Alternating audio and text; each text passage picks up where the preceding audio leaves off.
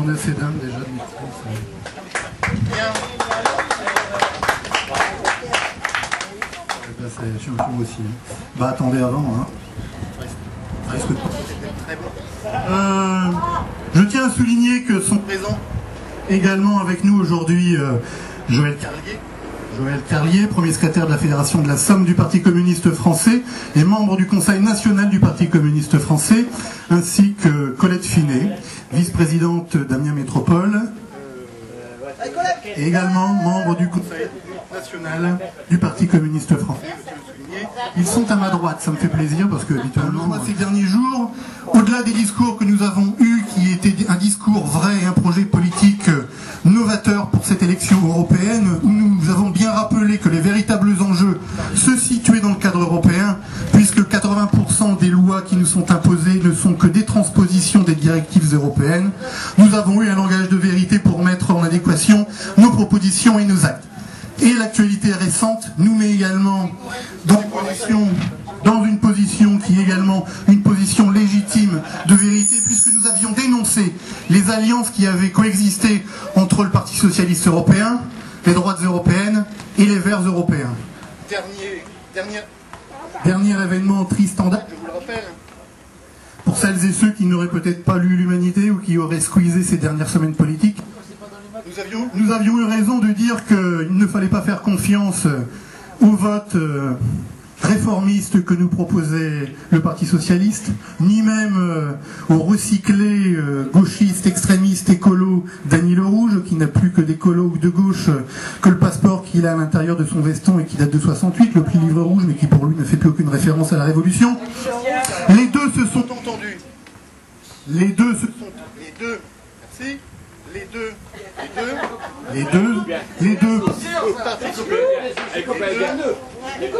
partis socialistes européens et verts se sont entendus une nouvelle fois avec le Parti populaire européen, la droite, pour élire un seul, même et unique président de l'Assemblée européenne, en tractant sous la table le fait que dans 2 ans, il y aurait une alternance et que la présidence reviendrait à un membre issu du Parti socialiste européen.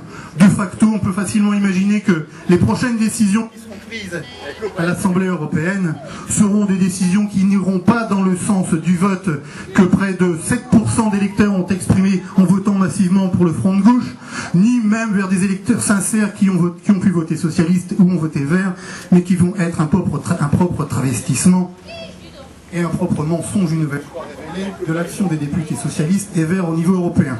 S'il fallait de nouveau un mensonge qui prouve que le vote vert et le vote socialiste nous trompent encore une fois aujourd'hui, eh bien il était celui-ci. Ils se sont retrouvés avec la droite pour voter un seul et même président qui ne sera pas là pour nous faire du bien.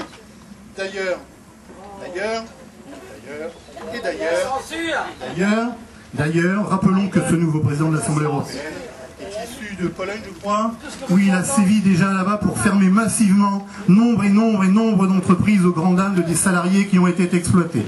On rappelait à ce sujet que nous portions un projet de loi qui va être repris par le groupe du Front de gauche à la prochaine réunion, puisque la précédente était uniquement une réunion où il fallait installer le nouveau Parlement et élire son nouveau président. Ça commence à me gonfler. Les députés du Front de gauche déposeront les 3 propositions de loi majeures, plus une 4e qui a été évoquée en fin de campagne et que nous avons travaillé avec nos amis du Front de gauche et de gauche militaire et du Front de gauche. La première, je vous le rappelle, elle sera déposée par Jackie Hénin, nous l'avons déjà interpellé. Une loi anti-licenciement boursier.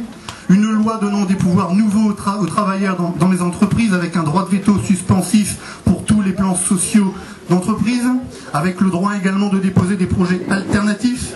3e projet également, suivre et flécher l'argent public donné aux entreprises afin qu'elles ne servent pas à licencier massivement, mais que cet argent public puisse être investi massivement dans la pérennisation de l'emploi et dans le développement économique. Et cette 4e proposition de loi novatrice qui est venue en fin de campagne et qui sera présentée face à l'ensemble des députés européens. Et là, une nouvelle fois, nous regarderons qui et comment ils voteront. Un projet de loi visant à harmoniser par le haut le droit et le niveau social de l'ensemble des travailleurs européens, parce qu'il est impensable aujourd'hui d'imaginer qu'il puisse y avoir un écart de 17 fois le salaire d'un salarié français de 1562 € ou d'un Roumain à 92 € que l'on continue à plonger dans la misère, mais ça c'est un discours que vous avez déjà entendu.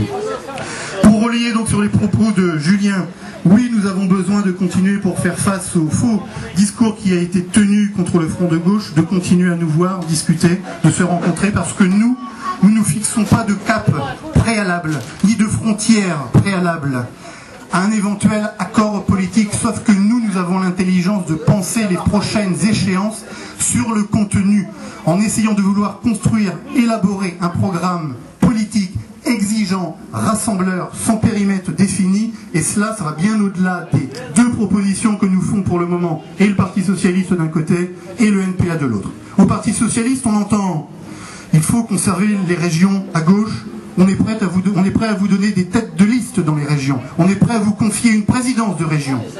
On ne parle pas du tout du programme politique, on ne pense pas du tout à vouloir aborder de façon concrète la crise qui traverse des milliers de foyers amiénois, des millions de foyers français. Quid du projet politique? Quant au NPA, il nous dit on s'est peut-être lourdé pour les élections européennes, enfin ils ne disent pas comme ça. Ils nous disent simplement que si on veut véritablement être utile pour cette gauche alternative, il faut qu'on y aille ensemble. On est prêt à avancer avec la gauche unitaire, le parti de gauche et le parti communiste français, les alternatifs, la fédération, les communistes unitaires. Mais le préalable est que, au second tour évidemment, on fusionne avec la liste de gauche qui a recueilli le plus de voix. Mais il faut se refuser à participer à tout exécutif et à toute majorité.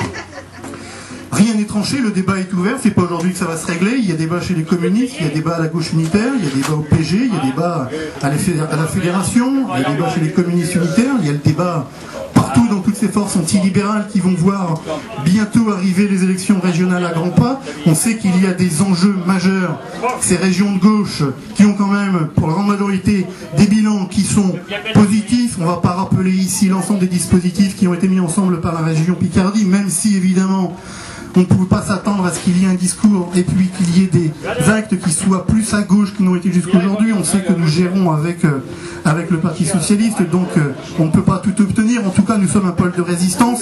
Il faudra demain penser à avoir une attitude sage et sereine pour ne pas perdre cette... Nous déposerons, excusez-moi, début septembre au Conseil municipal d'Amiens, un projet de délibération pour faire face à la crise qui touche les centaines de salariés amiénois qui sont en crise ou en proie au licenciement.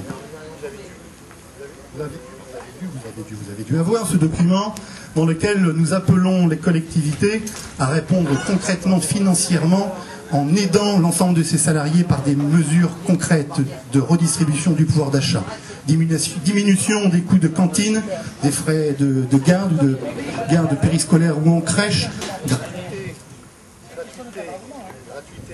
Oui, je continue. Gratuité dans certains cas. Une aide exceptionnelle de 900 € remboursable sur 6 mois. Donc je vous invite à signer massivement cette pétition pour que nous ayons du poids et pour que la majorité de gauche à Amiens entende que concrètement, il faut mettre les mains véritablement dans le cambouis pour aider celles et ceux qui souffrent le plus. Et à Amiens aujourd'hui, si l'on entend parler des Goodyear, il y a les Carbone Lorraine qui ne vont pas bien, il y a Valeo dont la situation économique également se dégrade, et toutes ces entreprises dont on ne parle pas aujourd'hui, ou ces entreprises privées de petites dizaines d'unités de salariés qui dégraissent à tour de bras et pour lesquelles la gauche serait bien inspirée de mettre en place un plan d'urgence face à la crise pour bien marquer le terrain sur Amiens, où nous marquerions un terrain de résistance. Et la ville d'Amiens sans tarder à réunir une commission de travail réunissant l'ensemble des partenaires institutionnels avec le préfet et avec le commissaire à la réindustrialisation et avec les syndicats de Goodyear, quels qu'ils soient, CGT, Sud Chimie, CGC, CFE, les 3 syndicats représentatifs, pour travailler autour du projet de relance économique qu'ils ont réfléchi et qui serait une véritable nouveauté. Ça répondrait à un double titre à ce fameux projet de loi, donner des pouvoirs nouveaux aux salariés dans l'entreprise pour pouvoir déposer des projets alternatifs face aux projets sociaux d'entreprise, et nous serions une ville pilote, nous serions un moment charnière où nous pourrions marquer l'intelligence qu'il y a chez les salariés de pouvoir s'approprier l'outil de l'entreprise et également l'outil économique pour faire des propositions novatrices.